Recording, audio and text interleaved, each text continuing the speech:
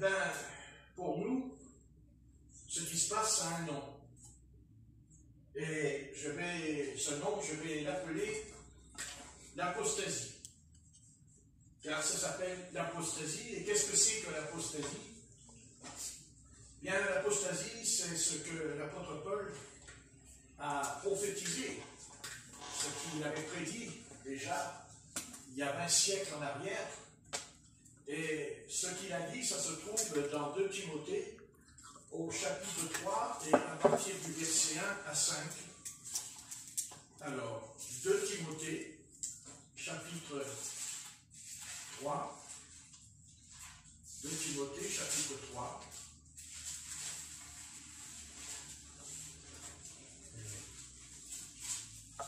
Et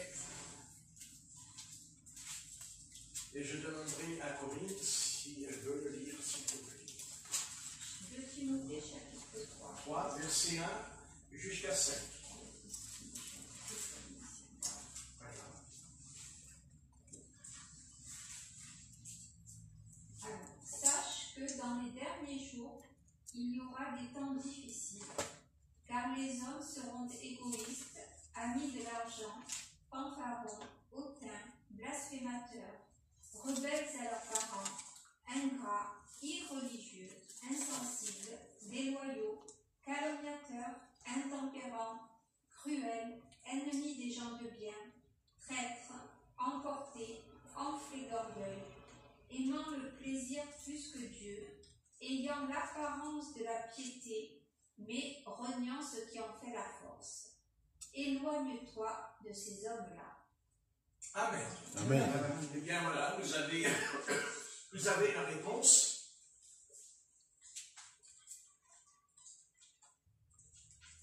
À une pièce de théâtre, puisque là, on est en train de regarder une pièce de théâtre. Mais quand on regarde une pièce de théâtre, normalement, on ne réagit pas. Dans un théâtre, on ne réagit pas. Même si on n'est pas d'accord, on est là, on écoute. Et on regarde la pièce de théâtre. Et quand on fait une pièce de théâtre, ben, il faut bien sûr des comédiens. Et il faut aussi il faut être capable de préparer un scénario qui soit solide. Et la pièce de théâtre eh bien, est en train de se dérouler devant nous. Non pas le jour, mais la nuit. C'est curieux, la nuit. Mais la nuit, c'est fait pour dormir. Parce que l'ordre de notre bonne santé, c'est d'abord d'essayer de se coucher tôt. Amen. Parce que le meilleur repos, c'est celui qui est avant minuit. Amen. Et comment voulez-vous que ces jeunes soient équilibrés, puisqu'ils ne dorment pas de la nuit, mais ils dorment le jour. Mais le sommeil du jour, ce n'est pas le même sommeil de la nuit. Et on sait que les hommes qui travaillent la nuit, leur santé est plus fragile que ceux qui dorment la nuit. Parce que notre cerveau est fait pour dormir la nuit et non pas le jour. Puisque Dieu a créé le jour et la nuit. Mais il a créé aussi 2 astres, le soleil et la lune. Et la lune, elle ne brille pas le jour. La lune, elle brille la nuit. Parce que, d'ailleurs, dans un des pays, il y a un pays aujourd'hui au monde, je ne me rappelle plus son nom, où le soleil ne se couche jamais. Jamais. Et dans ce pays-là, eh bien, c'est les hommes, les femmes, les enfants, ils ont 3 ou 4 psychiatres dans leur vie qui leur donnent des médicaments. Parce que quand ils dorment le jour, alors ils tirent les rideaux, ils ont des rideaux noirs, ils les tirent. Et hein, c'est ça. c'est dans... Et alors, il y a beaucoup de jeunes dans ce pays qui sont extrêmement détraqués psychiquement. Et ils prennent des médicaments pour tenir le coup. Donc, il ne faut pas s'étonner que ces jeunes-là sont déséquilibrés. Ils sont désaxés. Parce que on devient un homme à condition que quand on est un enfant, quand on est jeune, on doit recevoir une éducation, une formation. D'ailleurs, je ne comprends pas comment on pourrait avoir un métier sans d'abord être formé. Non. Et puis, vous savez, ils ont l'air d'oublier qu'en venant dans ce pays, ils ont une chance énorme. C'est l'école. Amen. Parce que l'école, c'est une chance. Une chance que vous pouvez foutre en l'air, ce que j'ai fait moi-même. Car je ne cache pas et je n'oublie pas que moi aussi, j'étais un délinquant juvénile à l'école. Et qu'on me mettait au fond de la classe parce que je ne voulais pas apprendre, parce que ça ne m'intéressait pas. Par contre, pour aller voler ça dans les portefeuilles, dans les sacs, ça m'intéressait. Voilà. J'arrivais pas à faire un effort pour retenir la dictée, l'orthographe, mais j'avais beaucoup d'efforts pour voler dans le sac. Je savais rentrer dans une villa sans casser la porte. Je savais rentrer dans une voiture sans l'abîmer. Voyez, c'est bien. Ah oui. Ah mais là, j'étais à l'école. Alors un jour, le directeur de l'école, il a dit, Patrick, ça ne t'intéresse pas mon cours. Je l'ai regardé, je lui ai dit, j'y comprends rien. Bon, il me dit, tu vois le jardin là-bas? Tu as vu, il y a plein de feuilles. C'était au mois d'octobre. Il a dit, tu veux aller balayer le jardin? Oh, j'ai dit, oui, je vais y aller. Oh, oui. Et j'étais très content de sortir de la classe. J'ai eu une grande bonheur. Et j'attrapais le balai, j'attrapais la pelle, j'attrapais la poubelle. Et vous me croyez ou pas, j'ai balayé toute l'école. Et alors, il m'a valu, là, alors, une félicitation énorme. Le directeur, il a ouvert toutes les fenêtres de l'école et tous les jeunes m'applaudissaient au loin. Vous voyez comme ça? J'ai dit ça, par exemple. Oh ben ça, alors. Bon, ben, disons que j'étais plus manuel qu'intellectuel. Mais même si j'étais un délinquant, mais j'ai quand même balayé. Ça a inspiré ton métier. J'ai quand même fait cette chose. Oui. Donc ça veut dire que rien n'était perdu pour moi. Parce que si je ne l'avais pas fait, là j'étais perdu pour de bon. Mais le directeur a été très intelligent, il a compris à qui il avait affaire, et il a dû être très content aussi de dire, oui mais finalement ce garçon n'est pas foutu, c'est pas vrai. Parce que s'il était foutu, il n'aurait pas balayé toute l'école. Il n'aurait pas balayé tout ça. Donc, il y a toujours un espoir. Amen. Mais je regrette aujourd'hui de ne pas avoir travaillé à l'école. Et ça me coûte cher aujourd'hui. Ça me coûte cher pour être la comptabilité, ça me coûte cher pour l'orthographe. Vous voyez, tout se paye dans la vie. Et ce qu'on sème, de toute façon, on le récolte. C'est comme ça. Donc, je n'ai pas compris à l'époque, ben ça se paye. Et c'est évident que quand on ne veut pas apprendre à lire et à écrire, ben à un moment donné, c'est certain que le cerveau, il est vide. Et quand un cerveau est vide, eh bien, ben, qu'est-ce qu'il fait? Eh bien, on le met dans une autre école, et alors, l'élève, quand il a vu des rideaux noirs qui pendaient dans la salle du piano, il les a décrochés en secret, et il a fait un habit de Zorro avec. Et j'ai cousu mon habit de Zorro. Et je me suis habillé en Zorro. Et le matin, le lundi matin, je me suis pointé à l'école, Et pendant qu'il y avait le cours de piano, au lieu que j'aurais dû être au cours du piano, car quelle chance que j'avais que je pouvais apprendre à jouer le piano, mais là encore, vous voyez, j'ai joué un peu de la lyre quand même. J'aimais beaucoup la lyre. J'ai joué de la lyre, mais pas trop longtemps. J'ai appris à danser, j'ai appris à danser le russe. D'ailleurs, je peux le démontrer que je sais le faire. C'est vrai, je peux faire. J'ai appris. Et ça me plaisait.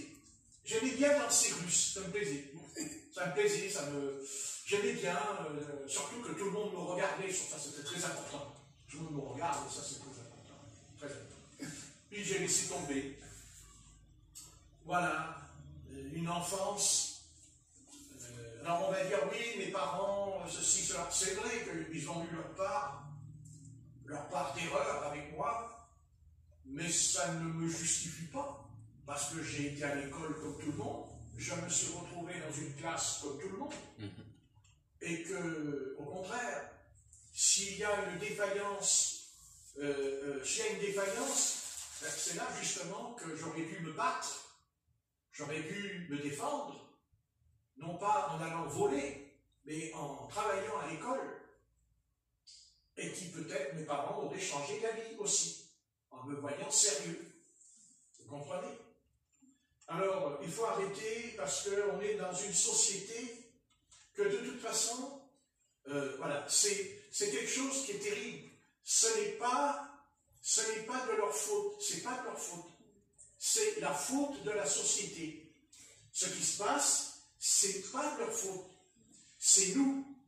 Parce qu'on n'a pas assez donné d'argent. Parce qu'on n'a pas fait ces écoles. Parce qu'on n'a pas fait.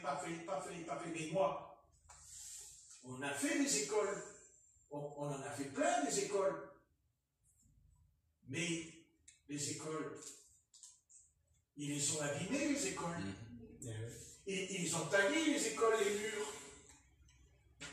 Quand on a fait une école, on n'a pas fait une école en taguant les murs, on a présenté l'école avec la peinture, les WC, ils étaient propres au début. Pourquoi les WC sont sales? C'est quand même pas le professeur qui salit les WC. Voilà. Donc, alors qu'est-ce qu'il faut faire? Est-ce qu'il faut les supprimer? Si c'est un enfant, non. Non. Mais s'il ne veut pas marcher droit, alors on va le mettre en prison. Non. Il sera pire quand il sortira. Alors il faut faire quoi? Eh bien, il faut construire des maisons de correction. Oui. Maison de correction. Qu'est-ce que c'est qu'une maison de correction? Eh bien, l'éducateur a des droits. Par exemple, quand moi je faisais le caïd, eh bien, l'éducateur m'a attrapé par le cou, il ouvrait la douche, et pendant un quart d'heure, il m'a laissé sur la douche glacée. Glacée! En plein hiver. Mais quand je suis ressorti de la douche, j'étais calme. Très calme.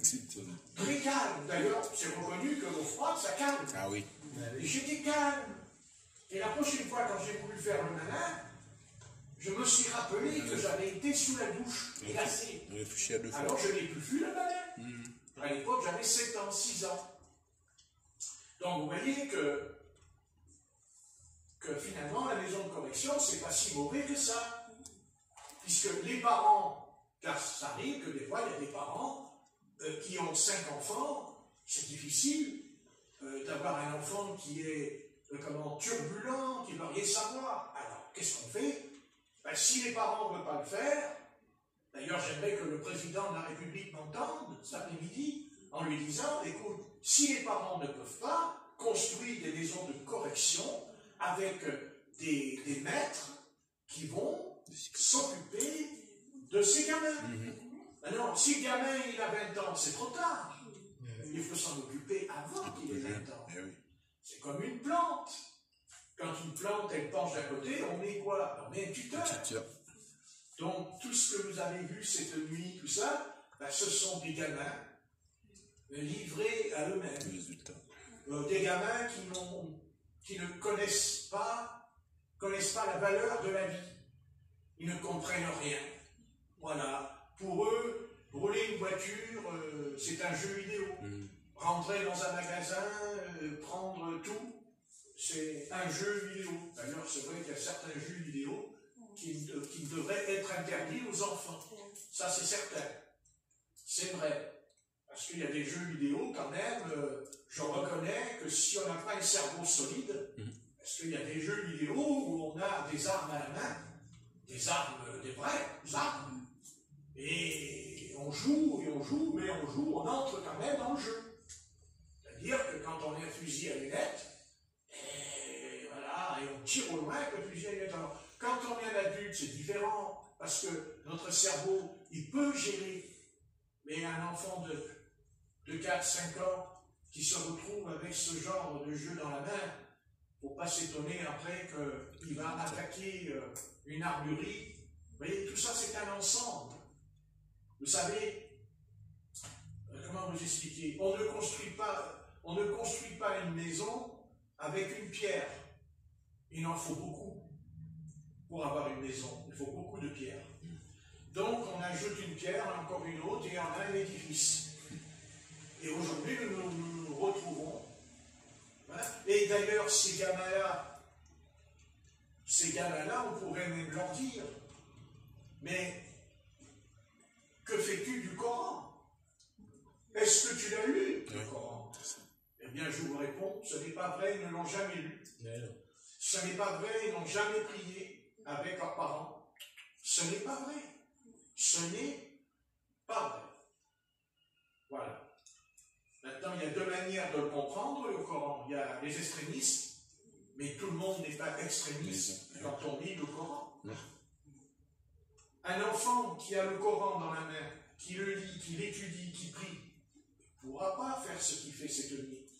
Mais non, ce n'est pas vrai. Mais non, c'est pas possible. Parce qu'il a la notion de Dieu, malgré tout. Et il a la notion que Dieu, on doit le craindre. Le craindre. Et si vous parlez avec des vrais musulmans, croyez-moi, ils craignent Dieu. Et même quand vous parlez du Seigneur, ils vous respectent. Oui, c'est vrai. Ah, ben ça quand même, je peux le prouver. Amen. Voilà. Et d'ailleurs, ils nous respectent plus que ceux qui ne croient pas Amen. en Dieu. C'est vrai. Donc ça prouve que, vous voyez, la solution, elle se trouve là, dans 2 Timothée. Elle est là. Sache que dans les derniers jours, il y aura des temps difficiles. Donc, ça s'appelle les temps difficiles. Pas un temps, des temps difficiles. Ça veut dire quoi, des temps difficiles? Ça veut dire que chaque génération qui va passer sera de pire en pire. Car ces jeunes-là, c'est la nouvelle génération. Et elle est pire. Parce qu'en 2005, il y avait eu ça aussi, où toutes les villes avaient pris feu, quand c'était Chirac qui était président. Et d'ailleurs, il avait mis l'état d'urgence qui a duré 12 jours avec M. Chirac. Mais, à un moment donné, cette jeunesse-là, elle n'était pas dans l'état où elle est ce soir. Ce n'était pas la même chose. Non. D'abord parce qu'ils n'avaient pas attaqué, brûlé les édifices de la République. Non. Non. Vous voyez? Le mal, comment il s'étend. Voilà, c'est le mal. Et oui. Et d'ailleurs, vous avez vu, quand on lit, car les hommes seront égoïstes, amis de l'argent, fanfarons, hautains, blasphémateurs, rebelles à leurs parents. Rebelles. L'apôtre Paul, il dit à la fin des temps. Il n'a pas dit de son temps. À la fin des temps, il y aura insensibles, irreligieux, déloyaux, calomniateurs, intempérants, cruels, ennemis des gens de bien, traîtres, emportés, enflés d'orgueil, aimants. Ah oui. Eh oui, aimant le plaisir plus que Dieu. Alors là, on est en plein dedans. Voyez? Donc ça veut dire quoi? Ben, ça veut dire que Paul est en train de prédire l'avenir. L'apôtre Paul, il prédit l'avenir. Il prédit, il prophétise là, dans le passage. Et nous sommes cette génération qui ne lit pas seulement, mais qui le vit. Nous sommes en train de le vivre. Mais, bien sûr, ça va déboucher, bien entendu, ça se terminera par une guerre mondiale. Parce que la fin du programme, c'est la troisième guerre mondiale. Il n'y en aura pas 4. Il y aura une troisième guerre mondiale. Il y en a eu 2. Et il y aura la troisième, celle qui va permettre au Seigneur de revenir. Alléluia. Qui va permettre au Seigneur d'arrêter toute... vous savez, on pourrait se poser la question en se disant « Ah oui, c'est violent, c'est violent. » C'est très violent ce qui se passe. Mais cette violence, il faut savoir d'où vient le vent. Parce que vous savez que quand le vent il souffle, il traverse les départements, il traverse aussi l'océan Atlantique, il traverse la Méditerranée. Le vent qui souffle ici peut souffler en Amérique dans 8 jours. C'est le même vent. Et cette violence, elle vient de la guerre qu'il y a entre l'Ukraine et la Russie. Parce que les démons, avec les missiles qui tombent sur les maisons, les missiles qui tombent dans les jardins, qui a tué en 2 ans je ne sais pas combien d'enfants. Et nous regardons à la télé, nous voyons les images de l'Ukraine, nous voyons ce qui se passe, mais on se dit, mais ça n'arrivera pas chez nous. Eh bien, vous voyez, on n'a même pas besoin d'entrer en guerre avec une nation, parce que la guerre, vous l'avez sur la Canebière, vous l'avez au Vieux-Port. Et prions comme ne l'est pas cette nuit au 5e nu, la guerre. Ben oui. Ben oui. Vous comprenez? Bien sûr que ce que font ces jeunes, c'est très mal. Mais on peut aussi dire, et vous, les pères, oui. Comment vous vous conduisez? Comment pouvoir exiger de la jeunesse en France, quand ils regardent les informations et qu'ils voient des missiles qui tombent, parce que les gosses qui sont dans la rue, ils ont 12 ans, même 10 ans. Vous voyez, toutes ces images. Nous, on les contrôle, les images, parce qu'on est adultes. Mais eux, ils ne sont pas comme nous, ce ne sont pas des adultes. Hein. Ah non. Ah non. Certainement pas. Donc, et puis, si ce soir le président de la République me poserait cette question, me dit donc vous, là, qui parlez si bien, je réponds, je parle si bien, je parle si bien. Je dirais, Monsieur le Président, vous parlez mieux que moi. Parce que si vous êtes président, c'est que vous parlez mieux que moi. Le jour où je parlerai mieux que vous, je serai président. Enfin, pas de la République, hein. Non, non, pas de la République. Du royaume des cieux. Amen. Pas de la République. Et je lui dirai, vous savez, Monsieur le Président, moi je vais vous donner la recette. Je vais vous dire comment il faut faire pour que ce soir, tout s'arrête. Ah bon? Oui. Mais vous allez couper Internet, carrément. Si vous allez couper. Voilà la réponse. Parce que tout ce qui se passe, ça vient d'Internet. Ce sont les réseaux sociaux. Donc, combien de fois je vous ai dit que s'il y avait la guerre, je créerais des réseaux.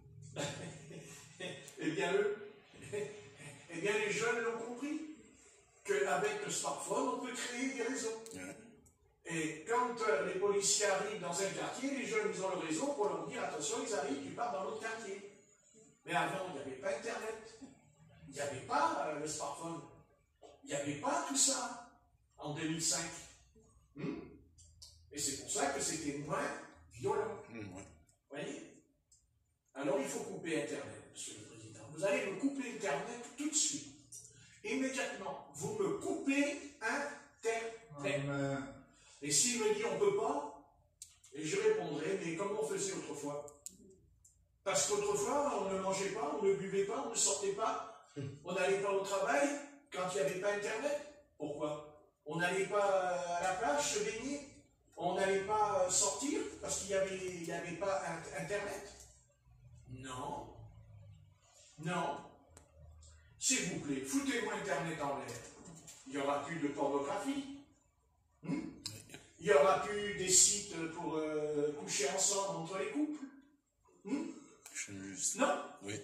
Il n'y aura plus toutes ces choses. Pédophilie. On redeviendra comme avant. On sera plus calme, plus posé. On arrivera à raisonner. Parce qu'on ne raisonne plus aujourd'hui. Plus communicatif. Pourquoi? Communicatif aussi. Mais oui. Et puis on ne communique plus entre nous. Non. Mais non. Si on coupe Internet, on rétablira le service de l'hôpital. Si on coupe Internet, on rétablira le service de la poste. On rétablira le gaz, l'électricité. On n'aura plus Internet, alors on sera obligé de construire des immeubles avec des bureaux, à condition qu'on ne mette pas le feu. Mais ils ne mettront pas le feu puisqu'il n'y aura plus Internet. Comprenez? Et comme ça, quand on aura un problème, on ira au bureau, on dira, monsieur, j'ai un problème. Voilà. Autrefois, moi, je n'avais pas payé l'électricité. Alors, on m'envoyait une lettre en me disant, dans 15 jours, on vous coupe. Et je n'ai pas attendu 15 jours pour qu'on me coupe. J'ai pris mon portefeuille, j'avais mis l'argent dans mon portefeuille. Oui, parce qu'aujourd'hui, il n'y a plus de portefeuille. Aujourd'hui, on n'a plus de portefeuille. Le portefeuille, c'est le smartphone. Le smartphone, le portefeuille. Bien ce portefeuille, c'est trop bien. Oui, oui. Mais avant, les hommes avaient un portefeuille. Il y avait un beau portefeuille. Des fois on l'offrait en anniversaire. En cuir. Eh bien oui, en cuir. Cuir en. Oui, c'est vrai. Et alors, j'avais l'EDF, j'ai dit, ouais, j'ai pas payé l'EDF, madame. Elle m'a dit, mais vous payez comment? Vous faites un chèque? Non, non, je vous paye en espèces. Oh, vous êtes bien, vous, monsieur, vous êtes bien. Et alors, je sortais une boîte où dedans, on mettait les biscottes. Ça, les biscottes, c'est sûr que c'était les biscottes. Et on mettait l'argent dans la biscotte. Mais c'était fini, c'était réglé. On repartait, on était tranquille, on avait la paix, c'est réglé. Mais là, si vous appelez l'électricité, restez au bout du fil, on vous rappellera, restez au bout du fil, vous restez. Il y a marqué, ça fera 15 centimes la minute. 1 minute. Bon, si je reste 2-3 minutes, ça va. Mais au bout d'1 heure, 15 centimes la minute, on a rempli la boîte de biscottes. Voilà. Oui. Voilà. C'est intéressant, hein? Et voilà. Et ça, c'est un détail qui vous fait rire, mais vous savez, il y en a marre. Il y en a marre. Et vous savez, je vais vous dire quelque chose. Vous savez qu'on est foutu. Parce que ce que je viens de dire là, si on le faisait vraiment, eh bien, vous allez voir, on n'a pas fini de pleurer. Parce qu'on va complètement être perdu. Et on sera incapable de vivre. Parce que nous sommes devenus des robots. Conditionnés dans le système. Et la prochaine fois, le système, vous savez, la dictature, elle vient. Et elle vient, la dictature. Il va y avoir la dictature en France. Je vous l'annonce de la part de l'Éternel, cette fois. Préparez-vous, car il y aura la dictature dans notre pays. Mais la dictature, il n'y aura pas besoin de policiers. Ah non! C'est votre smartphone qui va faire de vous des gens sourds, obéissants à la lettre. Et on verra si je me trompe. Voyez, si on veut trouver la liberté, eh bien, ce que je dis là, Mais on a construit une tour. On a construit la tour de Babel, mes amis. Mais attention, il y a un créateur qui existe. Amen.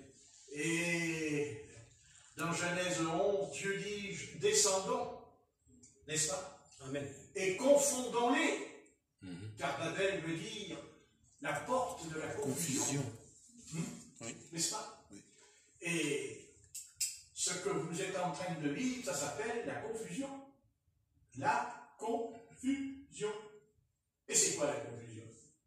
Eh bien, la confusion, c'est quand on ne sait plus faire la différence entre la lumière et les ténèbres. Et c'est là ce que je voudrais vous expliquer. Vous voyez,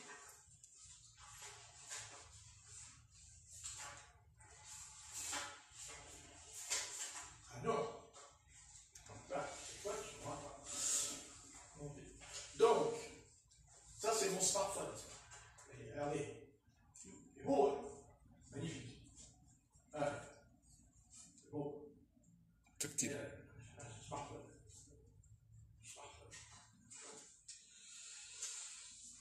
C'est un stylo bof. Je me suis trompé de smartphone. Excusez-moi si je suis. Deux smartphones. C'est pas la manette pour se refroidir la cervelle. Donc, vous voyez,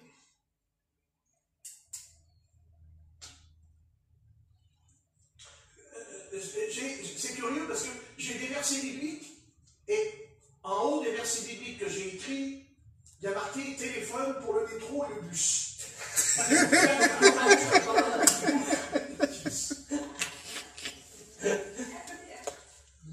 J'aurais voulu le faire, mais j'aurais pas réussi à faire cette blague.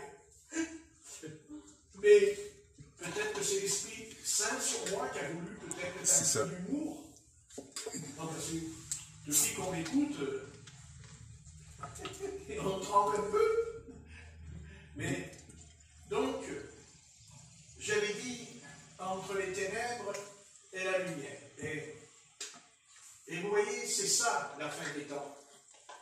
Parce qu'il y a une bonne nouvelle à la fin des temps. En tout cas, une bonne nouvelle pour nous. Et je vais vous expliquer ce que c'est une bonne nouvelle pour nous. D'abord, c'est pas compliqué. Nous savons que le Seigneur est lumière. Il est la lumière. Mais il nous a dit que nous aussi, on est la lumière. Et c'est ça la fin des temps. C'est que Dieu est en train d'opérer et de faire une différence entre les enfants de la lumière et les enfants des ténèbres. Et plus on va aller dans le cauchemar, parce que ça s'appelle un cauchemar, d'ailleurs on ne fait que des cauchemars la nuit, parce qu'on ne peut pas dire que ce que nous vivons c'est un rêve, c'est un cauchemar. Mais quand on sort d'un cauchemar, on sait que c'est des ténèbres. C'est qu'on a été visité par des ténèbres en dormant. Car seules les ténèbres produisent le cauchemar. Parce qu'elles nous attaquent, parce que nous sommes affaiblis quand on dort. En tout cas, notre psychique est affaibli quand il dort. Donc, quand Dieu a créé le ciel et la terre, dans la Genèse, au chapitre 1, et c'est là le départ, et c'est le départ et ce sera la fin. La fin du plan de Dieu dans son peuple. C'est la lumière.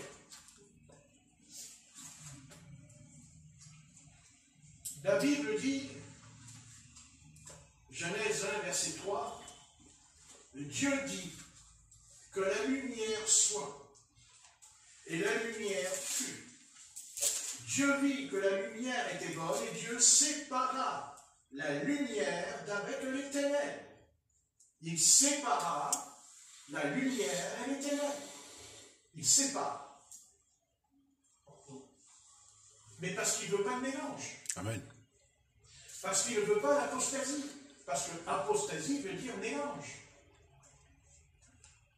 Donc, le Seigneur nous a sauvés, pas simplement des eaux comme Noé, mais le salut du Seigneur qui est en nous. C'est que quand Dieu dit que la lumière soit et la lumière fut, nous ne parlons pas de la lumière quand il fait jour, parce que ça c'est le soleil qui éclaire la terre. Ici, nous parlons de quelque chose d'autre. Nous parlons de la lumière qui est invisible, mais elle nous éclaire. Elle nous éclaire. Elle nous ouvre les yeux. Elle nous accorde la connaissance de Christ. Parce que Christ est lumière. Donc Dieu, il sépare. Et il appela jour, il appela nuit. Mais il n'y a pas encore, c'est plus tard, quand il créera les deux astres. Plus loin, n'est-ce pas?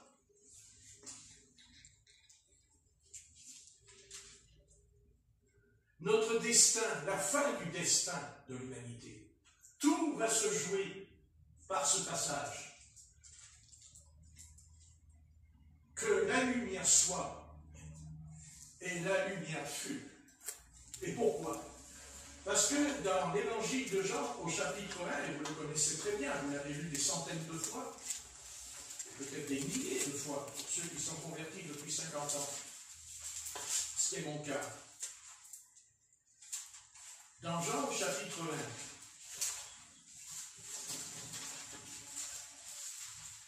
c'est pour ça que l'évangile de Jean est différent des trois autres évangiles. Pourquoi?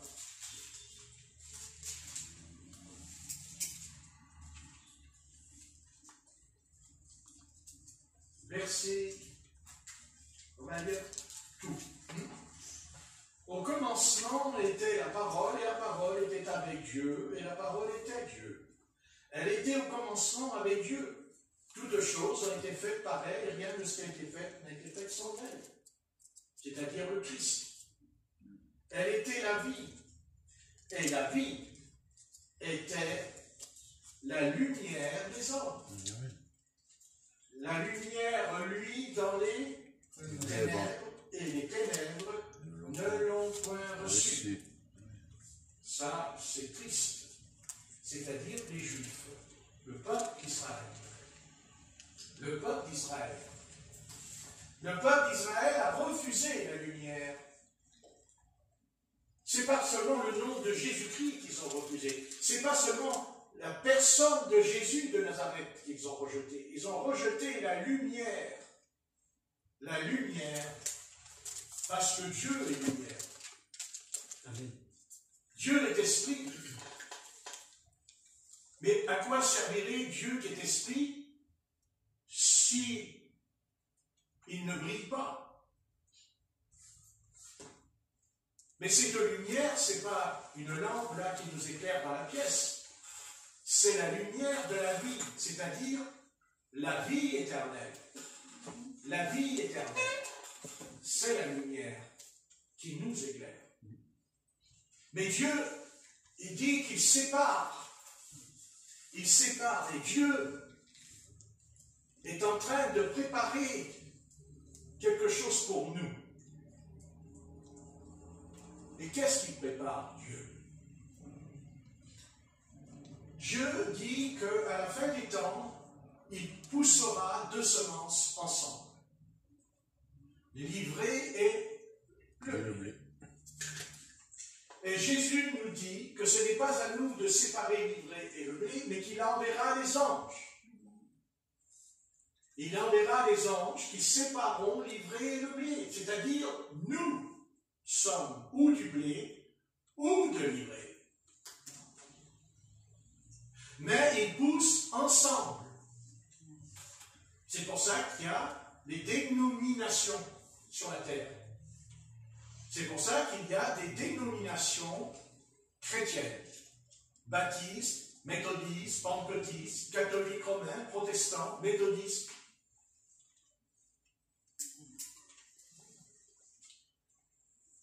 Mais dans Et dans toutes ces dénominations, il n'y a qu'une seule Église. Et non pas des églises, mais une Église. Amen. Celle qui s'appelle l'épouse. Parce que Christ est l'époux. Il est l'époux. Amen. Et l'épouse et l'épouse sont un. Mais pourquoi ils sont un? Parce que la lumière va nous séparer des ténèbres. Amen. Et c'est déjà fait dans ce lieu. On n'est pas nombreux, on verra bien. Ça, c'est Dieu qui décidera plus tard, j'en sais rien. Mais qu'importe, nous ne sommes pas une dénomination. Nous ne sommes pas une dénomination. Nous ne sommes pas une organisation dénominationnelle. Non. Non. Nous sommes l'épouse du Seigneur parce que la lumière est en nous. Et cette lumière que nous avons reçue, elle a commencé par la doctrine apostolique,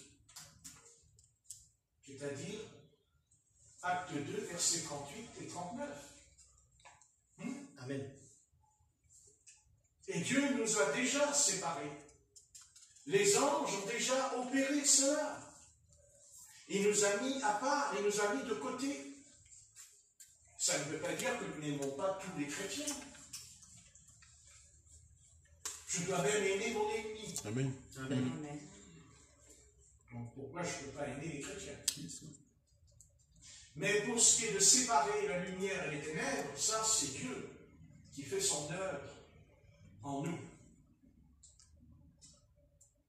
Et le grand règlement de compte qu'il y aura avec l'Antéchrist, c'est ça le règlement de compte.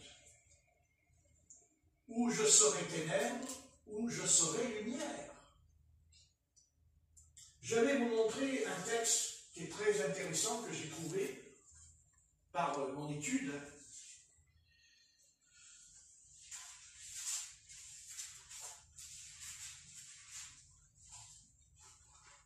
Non, ce n'est pas le bon smartphone, c'est celui-là. Alors, prenons dans Ésaïe 60, et on lira le verset 1 à 3. Ésaïe 60, verset 1 à 3.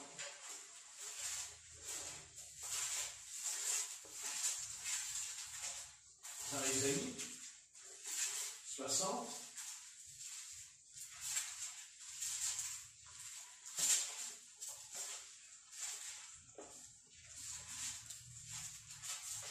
Ésaïe 60, voilà.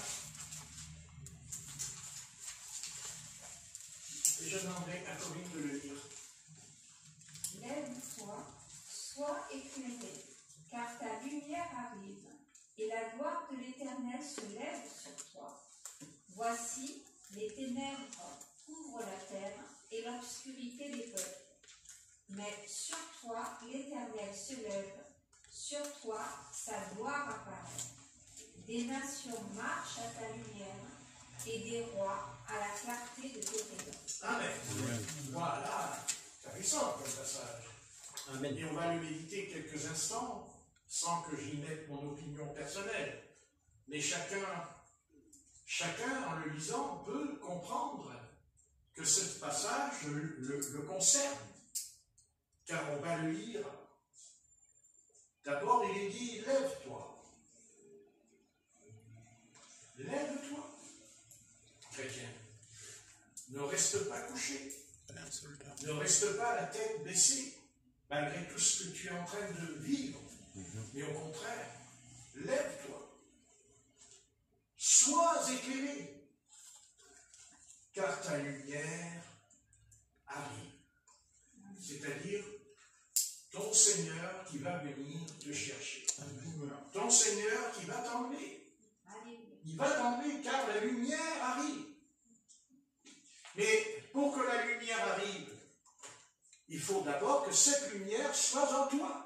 Amen. Et c'est pour ça que ton corps sera changé dans un corps incorruptible. parce que tu possèdes, nous possédons cette substance, c'est-à-dire la foi. Amen. Non pas dans une doctrine dénominationnelle, mais dans la doctrine apostolique qui est la parole, révélée.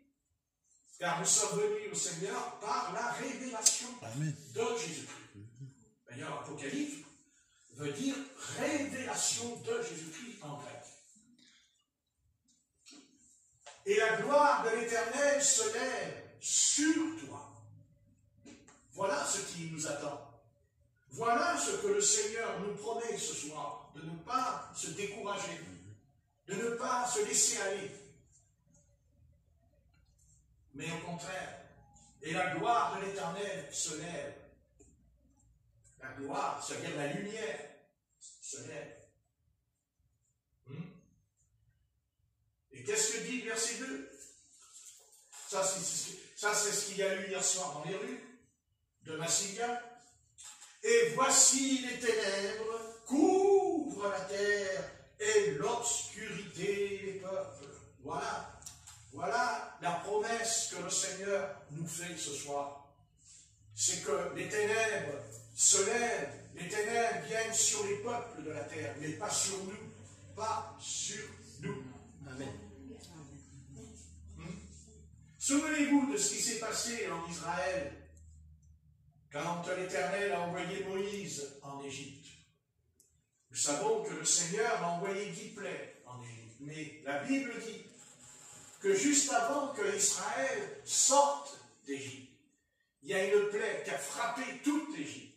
Il est dit, les ténèbres sont venues sur l'Égypte, mais le pays de Goshen était dans la lumière. Alléluia. Le pays de Goshen était en Égypte, mais le pays de Goshen, là où il y avait les Hébreux, où il y avait les bergers, les brebis, eh bien, les ténèbres ne sont pas venues sur Goshen, mais la lumière, c'est dans l'Exode. Amen. La lumière.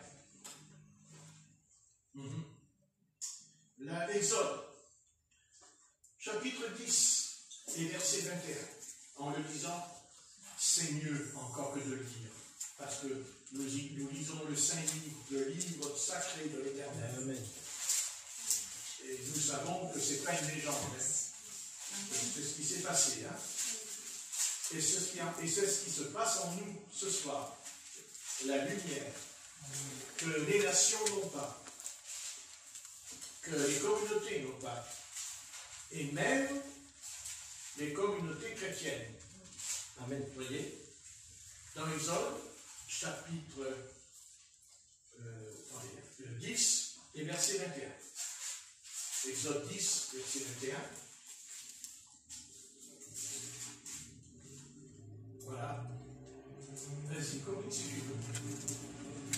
L'Éternel dit à Moïse, étends ta main vers le ciel, et qu'il y ait des ténèbres sur le pays d'Égypte, et que l'on puisse les toucher. Moïse étendit sa main vers le ciel, et il eut d'épaisses ténèbres dans tout le pays d'Égypte pendant 3 jours. On ne se voyait pas les uns les autres, et personne ne se leva de sa place pendant 3 jours. Mais il y avait de la lumière dans les lieux où habitaient tous les enfants d'Israël. Alors, qu'est-ce que vous en pensez? Amen. Amen. Dieu est excellent. Et alors, il est avec qui ce soir? On pourrait lire dans Job 18, verset 18, j'aimerais, dans Job, pour voir si ça correspond. Dans Job 18, Verset. verset 18.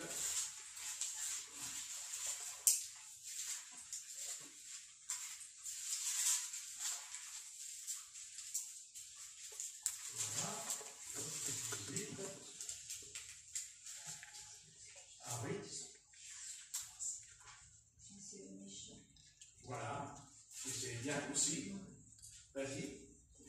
Il est dit, il est poussé de la lumière dans les ténèbres, il est chassé du monde, il ne laisse ni descendant ni postérité parmi son peuple. Voilà. Voyez. la lumière dans les ténèbres. Vous voyez, il y a ce combat, hein, que c'est Job, hein, qui a eu, vous vous rendez compte, la connaissance que malgré la souffrance, malgré l'épreuve, l'Esprit du Seigneur en lui, il lui a montré quelque chose d'énorme. C'est énorme ce qui est écrit, vous voyez. Ah oui, c'est... Ah oui. C'est verset combien déjà? 18. 18. Ah oui. Ah oui, c'est Job 19. Verset 18, c'est ça? 18. Hein? 18. Ah oui, c'est 18. Je ne suis pas dans le coup là. Je ne suis plus dans la lumière. Attention, hein. Attention, papier. Vous voyez, il est poussé de la lumière dans les ténèbres. Vous voyez? Il est poussé. Et là, je vous signale que le passage, il est poussé de la lumière dans les ténèbres. Et il est chassé du monde. Vous voyez? Donc ça veut dire qu'on peut être dans la lumière, mais on peut aussi se retrouver dans les ténèbres. Il faut faire attention, parce qu'il est poussé. Vous voyez? Bien sûr, c'est un texte qui correspond avec Ézéchiel 28, parce qu'ici, Jean peut parler de Satan, parce que Satan était dans la lumière avant. D'ailleurs, il est qualifié d'ange de lumière. Mais il a été poussé, précipité dans les ténèbres. Et Job, il savait de quoi il parlait quand même, parce qu'il avait bien compris que c'est Satan qui l'accusait, que c'est Satan qui est rentré dans l'assemblée des fils de Dieu et qui a commencé à chercher à ce que Job, ce soit plutôt Job qui aille dans les ténèbres. Mais il n'a pas été dans les ténèbres, Job. Au contraire, il a été poussé, lui, dans la lumière. Puisqu'il va être délivré, il va être guéri. Et puis, il a compris beaucoup de choses, vous savez, dans sa vie. Mais des fois, vous savez, Dieu nous fait passer par un chemin, nous fait passer par un sentier. Que voulez-vous?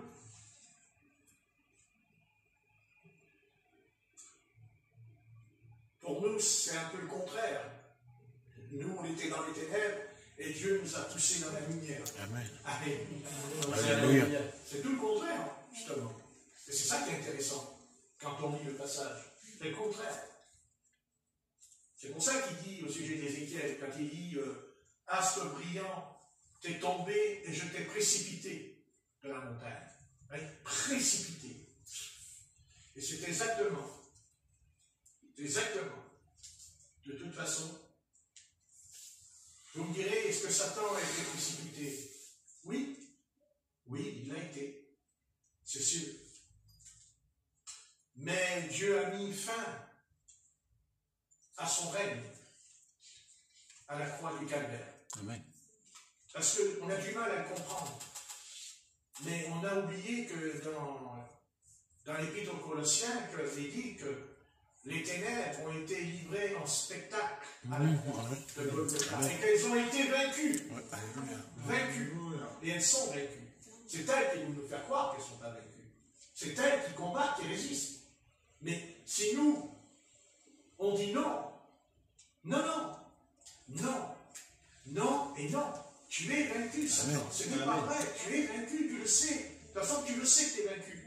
D'abord, tu es vaincu parce que cette lumière que toi tu avais avant nous, c'est nous qui l'avons ce soir. C'est certain. Amen. Et il le sait. Ouais. Et c'est pour ça qu'il nous aime. C'est pour ça, et d'ailleurs, Jésus l'a dit. Il dit, qu'est-ce qu'il dit? Il dit, quoi? Le monde vous haïra. Comme ils m'ont haï. Et quand il dit le monde vous haïra, il dit le prince de ce monde. Le prince des ténèbres.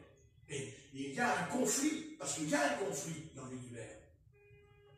Et d'ailleurs, ce que vous voyez là, c'est un conflit qu'il y a dans les lieux célestes, ce soir. Entre l'armée de Dieu et l'armée des ténèbres. C'est un conflit. Et ce conflit, c'est parce que Satan veut amener l'humanité à ce qu'elle adore. C'est ça qu'il veut. C'est son but. Son but, c'est qu'il veut être adoré. Il a dit à Jésus, dans le désert. Prosterne-toi, mets-toi là et adore-moi. C'est ça l'enjeu. L'enjeu du conflit qu'il y a en ce moment dans l'univers tout entier. Ce conflit, il est terrible puisqu'il n'y a aucune nation qui échappe aujourd'hui à la malédiction, à la terreur. Mais comme ils sont dans les ténèbres, ils ne peuvent pas voir que c'est Satan, puisqu'ils sont dans les ténèbres, ils ne le voient pas. Ils le vivent, ils le ressentent, puisqu'ils ont peur, ils sont angoissés, c'est les démons. Mais nous, non, pas nous. Amen. Nous, on est au-dessus. On est au-dessus de tout ça. Je n'ai pas dit qu'on ne le voit pas, mais on est au-dessus. On n'est pas en dessous, on n'est pas au milieu, on est dessus. Amen. On est en haut. Alléluia. Il s'est dit en mon nom, vous chasserez les démons. Voilà. Bien sûr, on ne peut pas chasser les démons si on marche dans les ténèbres. Si on va dans le péché, on ne peut pas chasser les démons. Enfin, on peut les chasser, mais à ce moment-là, c'est dangereux pour nous de chasser les démons si on marche dans les ténèbres. C'est ce que le Seigneur dira aux ouvriers d'iniquité. C'est ce qu'il leur dira. Seigneur, Seigneur, n'avons-nous pas chassé les démons? Voyez? N'avons-nous pas guéri de malades? N'avons-nous pas prophétisé? Voyez?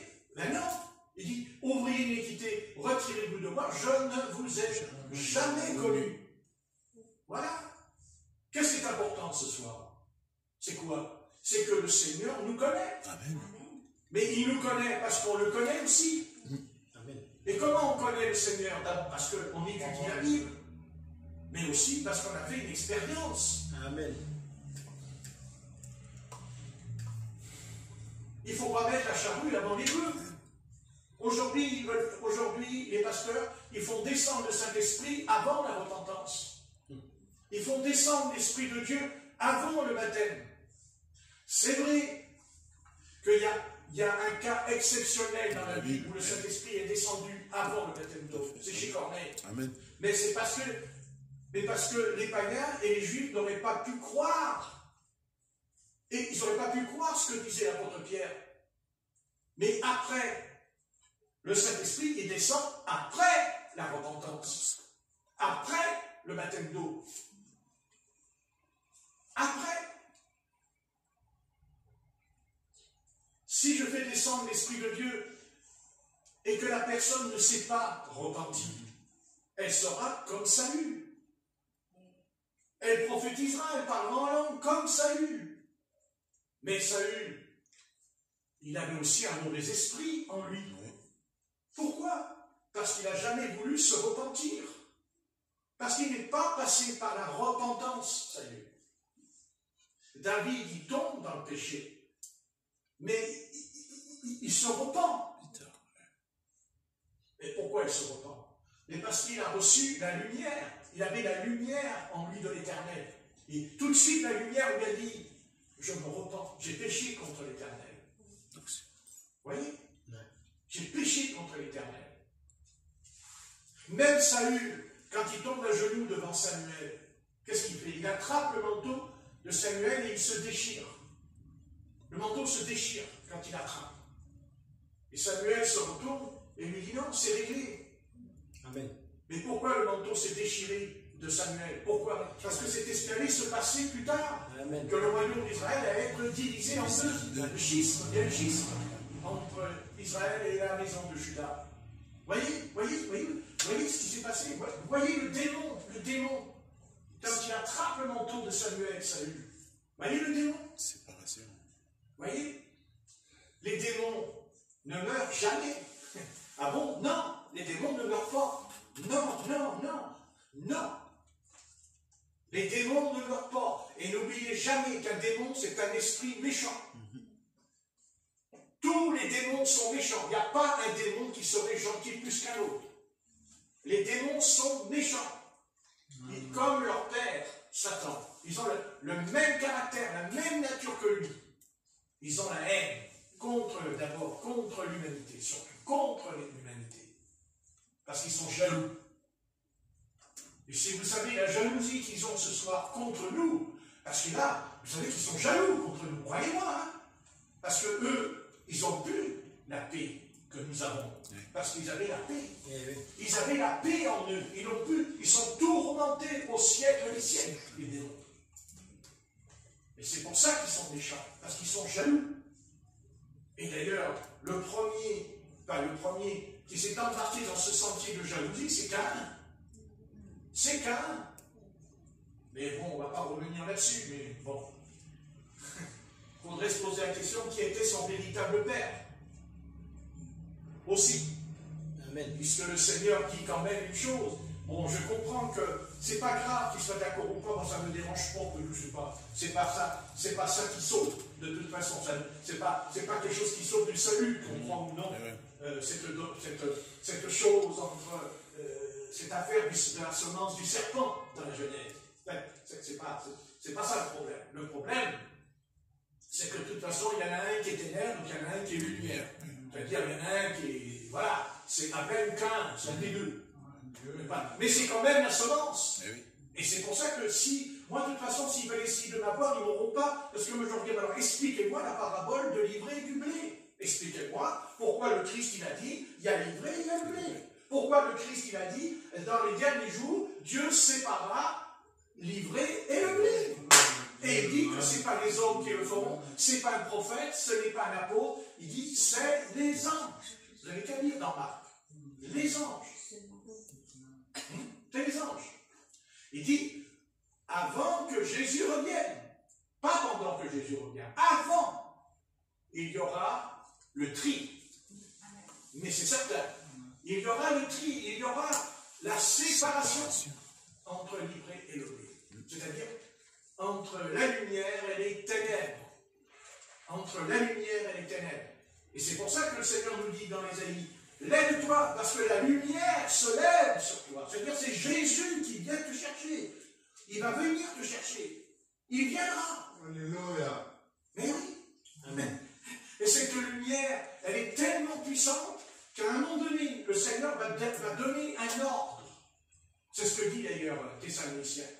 Et dit, quand l'archange prendra de la trompette, il sonnera. Amen. Il dit, il va sonner la trompette. L'archange. C'est pas qu'une trompette, elle va sonner là, dans la rue. Non. C'est spirituel.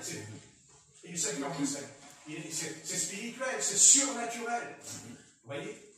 La trompette sonnera. C'est-à-dire qu'à un moment donné, le Seigneur va dire que la lumière soit. Et la lumière fut. C'est-à-dire que ton corps soit changé en un clin d'œil. En un clin d'œil. Comme la lumière. Enfin, la lumière fut. Mais si. Mais c'est ce qui va se passer. On l'a lu dans l'Ésaïe. La lumière se lève sur toi. La lumière, tu es la lumière des nations. C'est ce que dit le prophète ici. Vous voyez, on n'est pas n'importe qui. Amen. Eh non. Alors il dit que la lumière brille en toi. Voilà. C'est ton témoignage. Tu es un témoin de Christ. Amen. Le témoin de Christ. Vous voyez, la lumière, elle brille en toi. Elle brille vraiment, elle est en toi. Ben oui. Bon. Il n'est que 5 heures, ne vous inquiétez pas. On va prier. Seigneur, beaucoup d'inquiétudes pour rien. Mais bon, je comprends. Je te prie de poser tes mains afin que nos pensées ne soient pas ailleurs et dans le sujet. Amen. Que nos pensées, il y a encore beaucoup de faiblesses. Il y a beaucoup de faiblesses, Seigneur, c'est certain. Mais il n'y a que ta mort qui peut crucifier en nous certaines choses qui n'ont pas encore été vaincues, mais qu'elles le seront avec le temps, avec les circonstances. Mais Seigneur, je te remets chacun de nous. Nous déposons à tes pieds nos armes, parce que nous avons des armes aussi, et elles te combattent, si ce n'est que l'incrédulité, le doute, nos pensées qui vagabondent ailleurs, qui ne sont pas dans le sujet, mais ailleurs. On écoute, mais on est ailleurs dedans. On est ailleurs. On est dans la crainte, dans l'inquiétude, toutes ces choses. Mais toi, Jésus-Christ, tu es puissant. Alléluia. Afin de nous délivrer, d'abattre en nous ce vieil homme, d'abattre cet homme charnel en nous, cet homme qui a du mal encore à saisir et à comprendre. De toute façon, étape par étape, pour l'instant, ce n'est que le commencement de quelque chose qui s'est mis en place, qui se met en marche. Seigneur, je prie pour que tes enfants, en tout cas pour que le peuple chrétien, Alléluia. ne puisse pas, au fond de lui-même, ne pas se laisser aller, ne pas vivre dans la crainte, dans la peur. Car, Seigneur, le moment viendra où il faudra faire des choix importants dans notre vie, des renoncements, des persécutions, juste peut-être à la mort physique. Mais pour l'instant, je sais que ton peuple, je sais bien que l'Église, depuis des années, n'est pas prête, mais pourtant, c'est ce qui va se passer, c'est ce qui va arriver, car tu n'as pas l'intention de nous laisser encore longtemps dans un nid avec du coton. D'ailleurs, de toute façon, l'Église n'est pas prête. L'Église n'a pas la capacité, en tout cas l'Église de France, n'a pas la capacité, elle n'a aucune capacité à pouvoir endurer la douleur et la souffrance. Bien que tu en fais passer certains, et oui, qui expérimentent dans leur vie personnelle certaines choses. D'ailleurs, c'est certain que j'en connaîtrai peu qui pourraient endurer ce qu'une personne endure physiquement. Mais chacun est différent. Amen. Mais on verra bien ce qui va se mettre en place.